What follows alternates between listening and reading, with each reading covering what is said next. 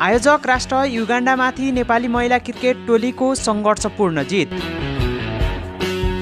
Women's day महिला टी20 अन्तर्राष्ट्रिय cricket श्रृङ्खला अन्तर्गत आइतबार खेलिएको खेलमा नेपालले आयोजक युगान्डामाथि 1 विकेटको सङ्घर्षपूर्ण जित हासिल गरेको छ। यस खेलमा नेपाली राष्ट्रिय महिला क्रिकेट टोलीले जित हासिल गरे तापनि खेलमा धेरै सुधार गर्नुपर्ने देखिएको छ।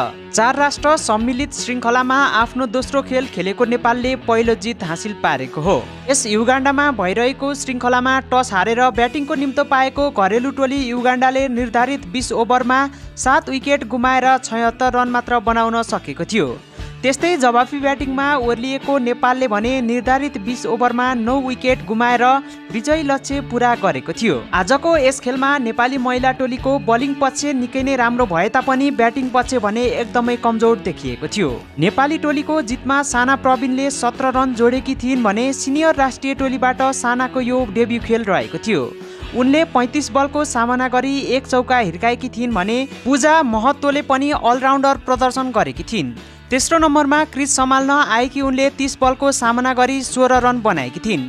उनले 3 विकेट पनि लिएकी थिइन् भने ओपनर सम्झना खड्काले भने 12 बलमा 8 रन बनाउँदै आउट भएकी थिइन्। उनी रनआउट भएर पेभिलियन फर्किएकी थिइन्। यसैगरी कप्तान इन्दु वर्मा 10 बलमा 1 चौकाको मद्दतले 6 रन बनाउँदै आउट भइन् भने कविता जोशीले 0 रनमै आउट भएकी थिइन्।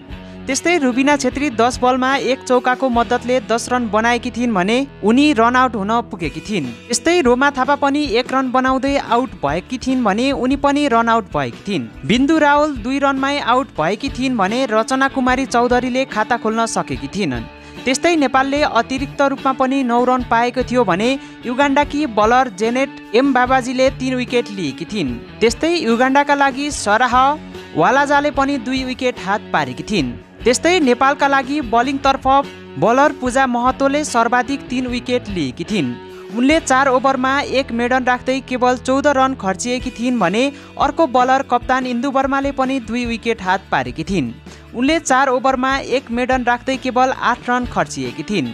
यसअघि शनिबार खेलिएको आफ्नो पहिलो खेलमा पनि नेपाली टोली नामिबियासँग 6 विकेटले पराजित भएको थियो। पहिलो दिन शनिबार खेलिएको आफ्नो पहिलो खेलमा युगान्डाले भने हङकङलाई पराजित गरेको थियो। जारी श्रृङ्खलामा नेपाल, युगान्डा, नामिबिया र हङकङको सहभागिता रहेको छ भने श्रृङ्खलामा सहभागी 4 टोलीले एक अर्कासँग 2-2 खेल खेल्नेछन्। त्यसपछि अङ्क तालिकाको शीर्ष स्थानमा रहने 2 टोलीबीच फाइनल हुनेछ भने अन्य 2 टोलीबीच तेस्रो स्थानको लागि भिडन्त हुनेछ। नेपालको यस्तो प्रदर्शनले भने नेपालको लागि फाइनलको यात्रा निकै नै कठिन रहने देखिएको छ। साथै नेपालले ब्याटिङलाई निकै नै महत्त्वपूर्ण रूपमा हेरेर सुधार्नुपर्ने देखिएको छ।